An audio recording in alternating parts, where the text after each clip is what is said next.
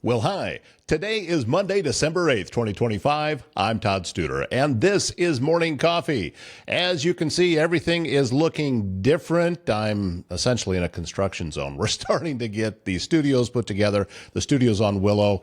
I am in a functional studio, although it is not as functional as I would like it to be. That is going to come up later this week. Still a lot more acoustic treatment to do. I have another set to build in the other studio. There's just a ton of work. However, there's also shows to do. So we've got a door behind me. That's the door to nowhere. It's blocked on the other side, and it just goes into another room. So that is still looks like a door here, but you can see right back there. Yeah, there's no doorknob right there. So this is just where we're at for now, but things will continue to improve as we make more and more progress. Coming up today, I had an opportunity to talk with Gabe Barney of the Pottawattamie County Emergency Management, and he is going to give us winter preparedness tips today. So that is our guest, Gabe Barney from Pottawattamie County Emergency Management on Morning Coffee. You know, if you like driving, you can get paid for it as a first student bus driver. You're going to work short hours and earn a competitive wage while making a difference in the lives of children. And that pay starts with a sign-on bonus. Fully licensed drivers get a sign-on bonus of $4,000. And if you don't have your CDL yet, you get a sign-on bonus of $3,000 once that CDL is obtained. And every driver gets on-the-job training. So don't wait. Apply at workatfirst.com. You know, navigating the healthcare system is challenging, frustrating, and time-consuming for you and your family. That's where Miners Healthcare in Council Bluffs steps in. Nurse advocates providing one-on-one guidance and support every step of the way. With a dedicated nurse by your side, you'll get the right care from the right provider at the right time. Visit minershealthcare.com. And if you're looking for a laid-back spot with great food and even better company, it's the Mile Away in Council Bluffs. This family-run bar and grill, your go-to for mouth-watering wings, unbeatable weekly specials, and an atmosphere that feels like home. They're closed on Mondays. However, they'll be open again on Tuesday for lunch beginning at 11, actually running lunch from 11 to 2. And I saw recently that they're even given some consideration to opening up for breakfast throughout the week. They had a poll up on their Facebook page. So if you're not following the Mile Away on social media, you should be. You're going to see all of the latest there. Don't forget to watch the latest episode of Circle of Trades. You can watch it on YouTube or you can just listen to it on Spotify. It is hosted by Travis Waldstein of AirServe Heating and Air Conditioning and Waldstein Plumbing. And, you know, if you have a leak, clogged drain, or a big remodel to do, Waldstein Plumbing in Council Bluffs has you covered. Their website is waldsteinplumbing.com. Back in the studios on Willow with look who came to visit. It's Mr. Gabe Barney with County Emergency Management, and grateful that you made the long trek over to the park building. How long did that take you? About a 30-second walk? Well, so I looked at your email earlier for the address for where to go. And I put it into maps real quick because I'm not too familiar. I'm not from the area. Right. And I said there was a 1-minute walk, so that was quite refreshing.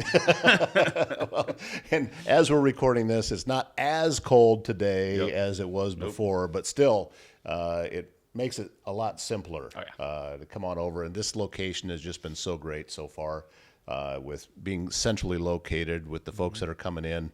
You know, we had people over from the courthouse. That was about a 2-minute walk for them.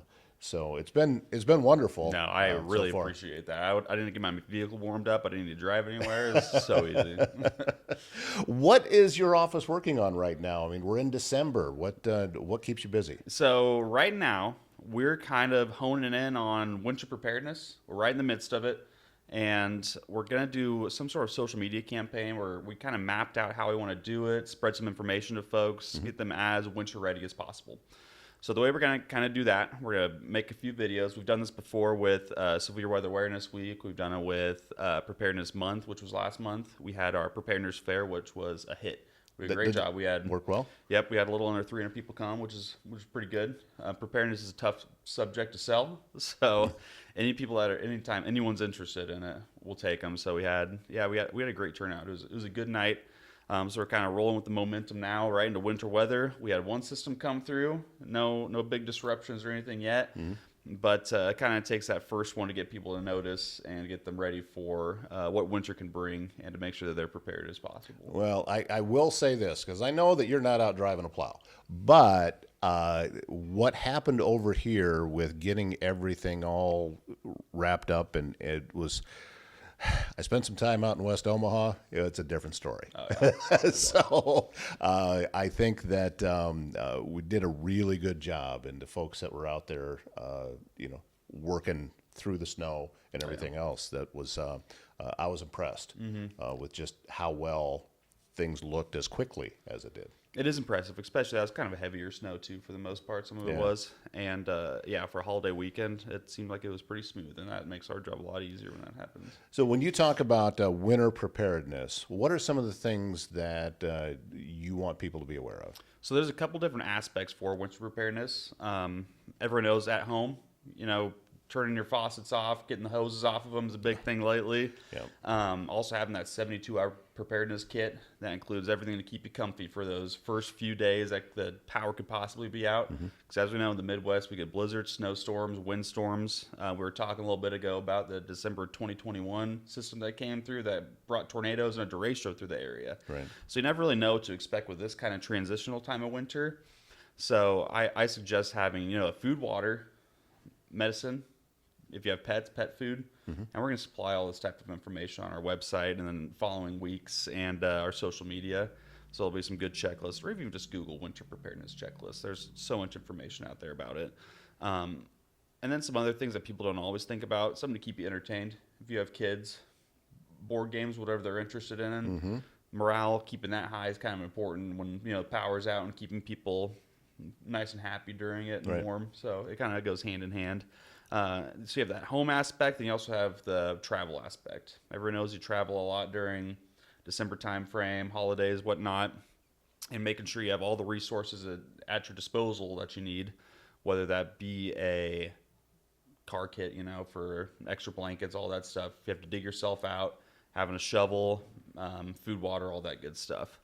And then also making sure you mark down the different resources like 511. Almost every state has that nowadays. There's apps available for it. So you can jump on there. If you are traveling across state lines, you can see what the road conditions are, and it kind of works out pretty well. We also have local resources like the Council Bluff Snow Map. Then we also have secondary road snow maps. So you can see real-time updates on that to see if you are traveling kind of locally, what those impacts are, and making sure that you can get there safe. Yeah, I think that's a good tip too, is with the watching what's going on with road conditions, because you can be out, let's say you're on 80 and you're headed east and things look pretty good, and all right, well, this is the way that I usually go, and I turn off onto this side highway and on a county road or whatever, and it might be an altogether different story because they haven't gotten that far yet. Yeah. And they have those snow plow maps, or the cameras on a lot of times for IDOT, so you can get a good visuals, see what it looks like once you're comfortable going through. Each person has a different vehicle, a different level of comfortability when they're driving, so that's kind of what makes you feel comfy. So I definitely suggest bookmarking those in your phone and making sure that you have a way to get to them or check them before you go somewhere. Yeah, and at home, like you talked about, having things just in case the power goes out. It's you don't need it until you do, so you don't really think about it until suddenly you need it. And then if something is happening, especially if it's a severe winter storm, chances are you're not going to be able to get anywhere to go solve that problem then. So is there a recommended how much water to keep back or that type? I mean, you said 3 days, but what does that mean? I don't even know how much water I drink in a day. People say a gallon a day per person, and that includes drinking water, because you also have to brush your teeth, cleaning, if you want to do any cooking, that type of stuff. So usually a gallon a day is what they recommend. Per person. Per person, yep. And you also have to keep your pets in mind as well, too, and all that stuff. So, and given if it is cold out, that water can freeze. So having a way to kind of make sure that it's staying warm enough to be usable as well, too. Is there a lot of folks with generators out there now that that can kind of help in the interim with some emergency electricity in that way? Yep. If there is the certain circumstance where power does go out and it's prolonged, then there is availability for different community sites that we have for warming shelters, that type of situation. And that's kind of a case-by-case basis, depending on how much power is out and how many people need help and how to get there and everything. So that is something that a decent amount of our communities now have generators. And even in the homes, people are getting more, it's more and more popular nowadays for people to have at-home generators. So getting in touch with your neighbors and everything. And if you do have that sort of capability, getting with your family and saying, hey, reviewing your family plan, saying if this happens, you guys come to our house for whatever period of time. And it really is a good benefit for, especially for home buyers. If you're seeing that there's a generator hookup, it's huge. So it's getting more and more popular nowadays. Back when I'm of the generation, I grew up in the 70s and 80s, and I remember when I was a kid up in northwest Iowa, we had a storm come through that buried the entire area, and we didn't have power for a week. It was a solid week that we didn't have any power, and we were all in one room with this old kerosene heater. And I think if it wasn't for as drafty as that house was, with the oxygen being able to get in, I wonder, it could explain some things why sometimes I struggle with, but we know so much more now than we did back then, that it makes it easier to not just be prepared for the emergencies, but also you got to stay safe while you're doing it. Yeah. Yep, there is that safety aspect as well too, and that's why we always recommend checking your smoke detectors, carbon monoxide as well too. Those run off batteries, so it's always good to have those rolling. Also, if you do have those space heaters in your house, making sure they got clearance away. This is the big time of year for residential fires, so we taking those precautions beforehand, making sure that you're safe with heating your home as well. Most of those newer ones, they have the emergency shut off if they sense that it tips a little bit. But some of the older ones, I mean, if you've had a space heater for a while, it may not have that safety feature because I'm not sure when that was put into place, but you know how we all are. We keep things forever. And it said, we can just use this. Yeah, the old ones that you had 20 years ago get a lot hotter, so people like those. Like to keep them forever. Right, exactly. And also, I'm going to assume then some light source that, battery powered, whether it be a lantern or, at the minimum, a flashlight. Yep, I definitely suggest having something like that as well, too. Extra batteries as well, too, if you can supply those. So you can test those out and everything. And this is kind of the yearly checkup to make sure you got those extra batteries, that you didn't use them all for toys the last year. Making sure you got all that good stuff. So yeah, C batteries are usually the ones that are going into the toys, right? Yeah, right. And you also have to do the phone bank as well, too, because you want to be able to communicate with folks. So that's a good Christmas wish list item, throw that stuff in there. Well, and actually I have seen, they've been out for a while, but you can get those solar battery packs for a cell phone. That's going to solve a problem pretty quick for you, because all you have to do is just sit it in the sun. It'll charge that, and you can plug into that. And it's usually a much slower charge than what you get typically, but it will keep you connected to people. Yeah, no, that's important, especially because the way that we're set up, we can send public alerts to people's cell phones through the Alert Iowa system. So a lot of times, if there is that prolonged type of emergency, if people are without power for 72 hours, and then they need to have a place to get warm because they ran out of their supply, we can send those alerts to folks on their phones who are signed up for our system. If you're not signed up, you can go to pottcounty-ia.gov, click on Emergency Management. We have an Alert Iowa sign up right there.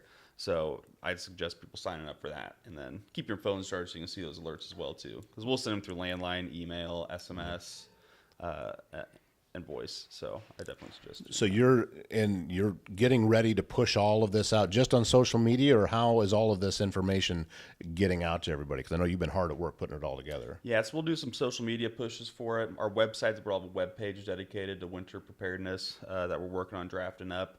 And our social media platform is going to be the big kind of push for it. That's what most people look at, so that's the route we're going to go with it.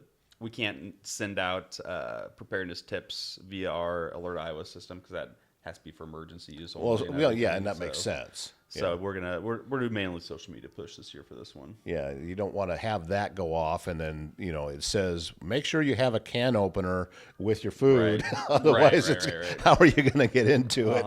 That kind of thing. Yeah, no doubt. Yeah, there's a lot of things. And then speaking of emergencies, I don't know if the sirens are getting picked up on the microphones or not, but being in the heart of downtown, we're going to get this. Yep. This is how this goes, and I'm a big believer in letting real life go out over any of this kind of stuff. So yeah, I actually prefer. Yeah, a little background music. Yeah, there's stuff going on. I mean, we're downtown.